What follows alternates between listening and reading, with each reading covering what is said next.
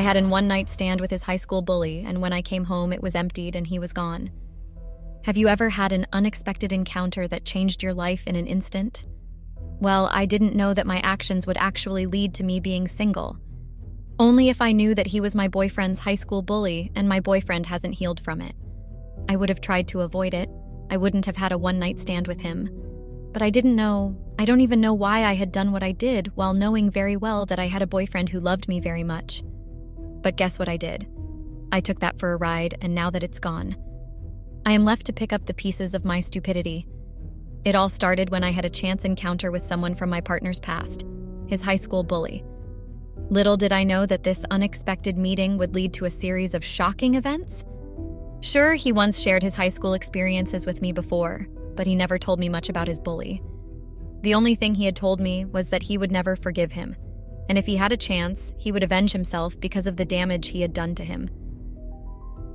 My boyfriend Mitch Cole, male 27, and I, female 27, first met at a clothing store in San Jose in California. I was working as a store assistant, so that day I had to assist him in choosing some outfits that would be fit for the event that he was going to. I gave him some ideas on how and what he can wear. He appreciated my good customer service and told me that he would come back, and he wants me to be his wardrobe assistant. At first I found that hilarious, so I laughed at it. A few days or a week later, I don't remember well.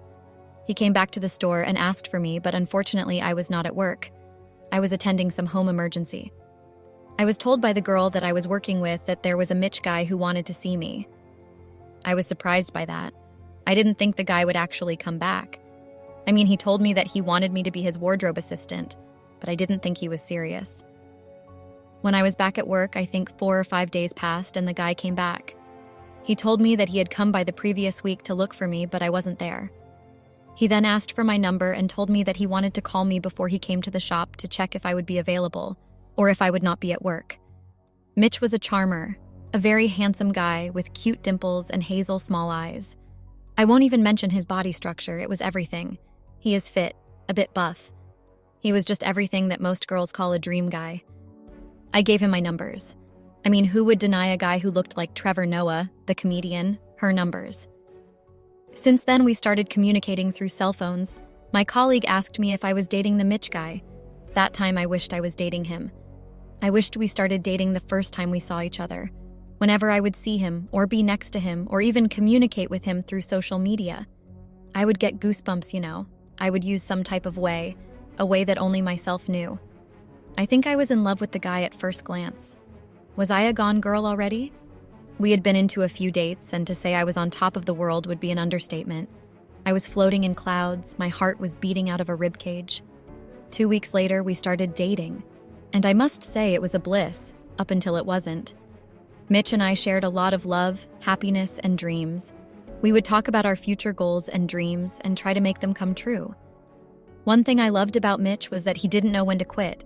He would do the same thing over and over again until it gets to where he was. He was a very driven and passionate person, which made me fall more in love with him. We dated for a couple of years. Things were okay for the first 2 years. We were happy until we went on our 3rd year.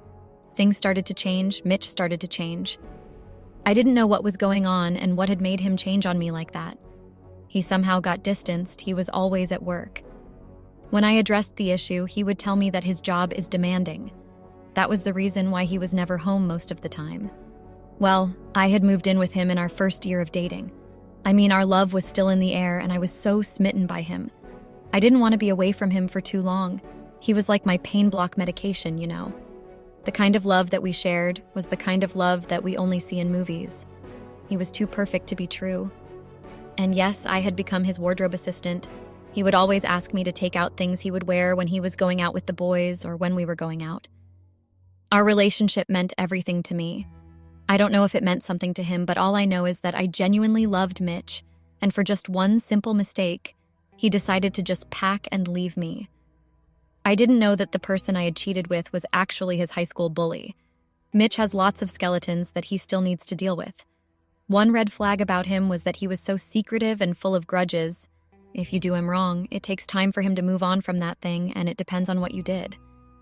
I didn't know that he was still holding a grudge of something that had happened more than 10 years ago. I understand his anger and the hatred he has towards the guy, but he had to tell me more details about the guy you know. But instead, he wouldn't want to talk about him. Only the part that he hated him, and he would one day make him pay for all the pain he had caused him, and the fact that he would bully him in front of other students. Mitch had a lot of anger buried on his chest. Mitch was always at work, and since I was doing remote jobs, I was always in the house, meaning I have a lot of free time to myself. At first, I understood it and stayed indoors, but as time went by, I started getting bored and lonely. Mitch would sometimes not come back home for maybe a whole week, going with work since he was working as an archaeologist. He told me that it had been his dream job since he was young, and I was glad and proud of him that he chose to follow his dreams and made it a reality. But his job was just too demanding for my liking. At times, I would miss my boyfriend and need him, but he wouldn't be anywhere. He would be out there in the mountains or wherever they were going to when doing their research about ancient history. He would even switch off his phone and be unreachable. At first, when he was unreachable for like 5 days, I got really worried. I had thought something had happened to him, you know. Time went by and his ongoing and unending trips got to me, and it affected our relationship, and even our intimate moments were no longer the same. You know the pain of being an intimacy addict, but your partner is nowhere to be found and you are forced to help yourself at times. I got tired of helping myself. I needed my man, but he was not there. Even when he was around, he was always tired. We would go for just one round and that was it.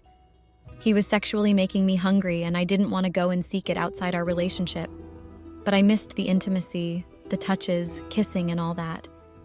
I didn't want it to end with me going outside our relationship and committing something that would jeopardize my relationship with Mitch. I had tried so many times to seduce Mitch, but he was just not giving in. I remember one day when he was coming from Africa, when he had gone with his work, I prepared him a very nice dinner and prepared myself to give him a mind-blowing welcome home. I tried making him look at the sexy number that I was wearing, but the dude just slept. Okay, I understood that. I told myself that maybe he was jet-lagged, so he needed some rest. I knew that on the 2 following days he wouldn't be going to work, so I would give him the day that he arrived, and the following one to rest. Then I would try again on a Sunday. I thought that he would surely have well rested, and he would give me his attention and bring back the spark that we once had in our relationship. The second day, Sunday, arrived. I prepared some lunch for him, and later on I wore my second sexy number to seduce my man. The man of the house just told me that he was tired, only if he knew how much I had been desiring some intimacy with him. I missed him and our love-making sessions, or sometimes they go rough when we decide to go wild. I missed all the action that he was giving our relationship. Time went on, and I started getting tired of waiting for Mitch to notice my efforts in our relationship. It felt like I was in it alone, and I was the only one contributing love in it. Yes, I loved and still love Mitch a lot, but sometimes love alone is just not good enough. Love needs attention, time, and perseverance, and to be sure that you are both in it. Imagine being in love or staying in love with someone hoping that they would change their bad behavior and would eventually give you the attention that you need. So you end up being patient and decide to pull up with the bullsh asterisk that your partner is doing. Some end up losing themselves while doing that, and I refused to lose myself while waiting for Mitch to change. I decided to also change and go back to my old self that was stress-free, carefree, and lived her life like it's the last day. I had told myself that I would start by going to do some shopping. After I had finished with shopping, I would go on solo dates and maybe visit nightclubs just to unwind and let loose a little. One Friday night, I had been bored in the house the whole day, and my boyfriend Mitch was not even there. He had mentioned going to one of his friends' houses, since he was going through a tough time of losing a parent. I understood that, and told him that he should go and support his friend, and make sure that he comes back when he is in the right state of mind. I know how losing a parent is. You sometimes end up doing stupid things that you would regret later just because you are grieving and want to numb the pain of losing someone. Anyway, that Friday night, I dressed in my short and revealing outfit.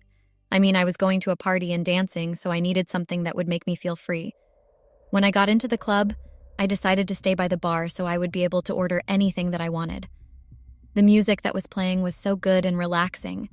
I somehow felt like it was what I had needed. It was so smooth and soothing. Later on, some DJ came and changed the slow jam that was playing and played some dance songs. Mind you, at that time I was starting to get tipsy. So imagine playing a dance song while tipsy, you would end up intoxicated. I had also ordered some hookah to add some fun. As I was dancing to music and drinking my beverage and smoking my hookah, a tall, sexy, and slim-fit guy came to the bar. He ordered some shooters for himself. I tried talking to him since he was sitting next to me. He ended up joining me, then we drank like sharks. We danced and had so much fun. While we were still talking, I asked the guy his name, and he told me that he was Bruce Thompson, male 29. I won't lie and say I didn't have a good time with Bruce, because I did. I had the best time of my life. So after midnight, Bruce decided that we would take our mini party and continue with it in his hotel room, since it was not far from the club. I agreed to go with him. I wouldn't be able to drive in my intoxicated state. So when we arrived in his hotel room, our mini party continued. We drank so much to a point that I felt my private part twitching. Bruce and I played some games, and within minutes we kissed. His lips were so soft and juicy. Things escalated to a point where our clothes were flying. No one was thinking about anything. We were in our moment, and it was great. The guy explored my whole body like he was exploring his favorite country. He was like a drug in my body. My body was giving in to every touch that he was doing, every sweet word that he was saying to the commands that he was making. The intimate moment that I had with Bruce was on another level. He made sure that I was satisfied with every action that he was taking. The intimate moment was, I don't know how I can put it, but I think it would be magical. Because it was truly and unbelievably magical. It was something that I had long desired that my boyfriend had been failing to do the whole time. Imagine going on intimacy hunger for over 3 months because your man is busy making excuses when you try to make him meet your desires and cravings. When I finally had some intimacy with Bruce, I felt like I had some sort of a web in my private area, and it had dust. That's how much I had last had such a mind-blowing lovemaking, even though it's from a one-night stand, but it still counts, right? I was doing something wrong, and if Mitch was to find out about it, a lot would be destroyed, and I would lose him. I knew that I had to thread carefully. I hoped that Mitch wouldn't find out. But who was I fooling? Worst part is that the person that I had just cheated with, my one-night stand, actually knew Mitch, and another thing he knew about my relationship with him. You know, sometimes we do things driven by our desires, not knowing that we were actually baiting on some rival that your partner and the person that you cheat with actually have a history, and the rival is somehow not over. I had just committed an abomination and had a one-night stand with someone who used to bully my partner in high school. Mind you, I found that out way too late when I had already done the worst. The following day, I went back home, and to my surprise, I found my boyfriend Mitch preparing breakfast for himself, I think. Regret washed over me the same time I saw my boyfriend. I regretted cheating on him with a stranger at that time, but I was not regretting the climaxes and explorations that I had experienced the previous. It was just on top of the world. Few days passed, and I decided to just get some fresh air and go to the mall to unwind and have some solo date. And when I came home later that day, I was in for an even bigger shock. I found Mitch looking at his phone like he had seen a ghost. So I got curious about what he was watching on his phone. I decided to ask what was going on and why was he looking so spooked. I will never forget the expression that he gave me. You know, if looks were able to murder someone and bury them, then by Mitch's look, I would have long been murdered and buried. He gave the look that had mixed emotion on it. I saw hurt, rage, and somehow disappointment in him. That time, he didn't tell me anything until I went to him and asked what was wrong while taking his phone. When I took his phone, I saw the most shocking and unexpected thing ever. A video, well, a CCTV footage of me and Bruce in a hotel room getting it down. Everything was visible, and every act was recorded as it was. I didn't know what to say nor do. I just got tongue-tied and my heart beating out of the ribcage. There was actually no way of denying that I had cheated on my boyfriend. Even if I wanted to deny it, but I wouldn't be able to. I mean, the whole evidence of my abomination was there, on his cell phone, and I was doing all the wrong things to another man. A man that I had found at the club. How could I be such a fool and careless? I gave myself some courage to just apologize to Mitch for what I had done. I had hoped that maybe he would ask what I did, but he did the most unthinkable thing ever. The way he was hurt and angry, I knew there and then that I had destroyed my relationship with the only man that I truly love.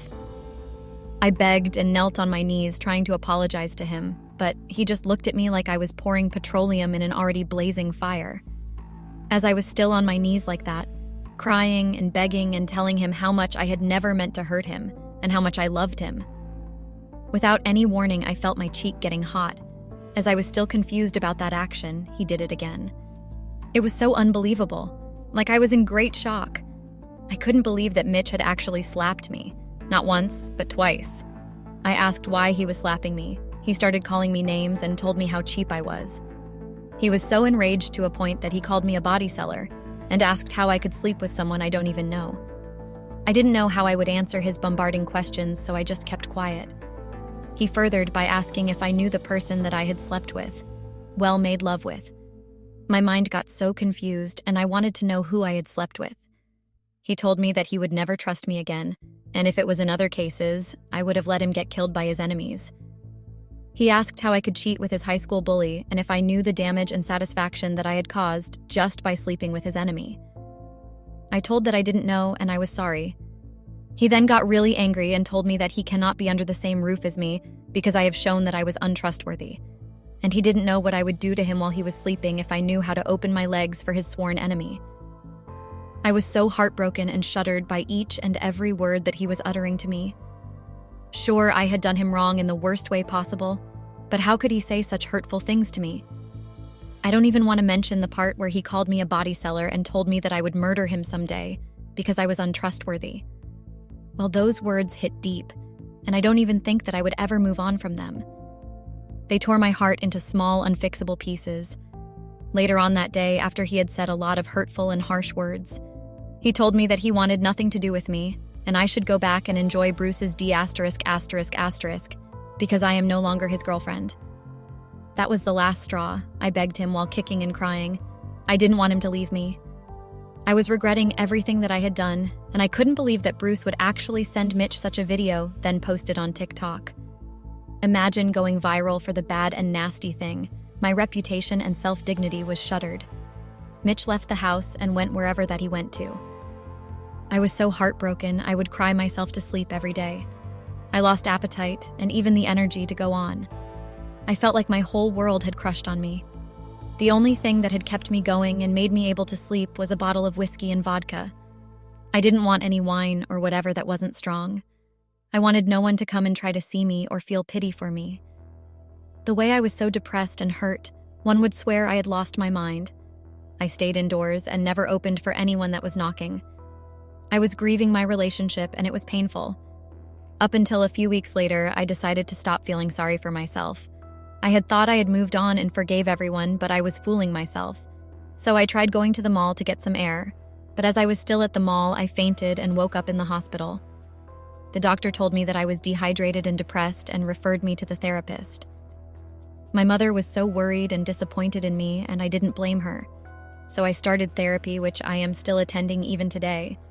And I would say that it is helping me a bit, but I don't think I will move on from Mitch anytime soon. I love that guy. He was my source of happiness. I realized that later when he was already gone and there was nothing I would actually do to get him back. I still miss him so much. I had realized that Mitch wasn't the one who drove me to his enemy's bed, but my greed and desire did. Please help me with some advices.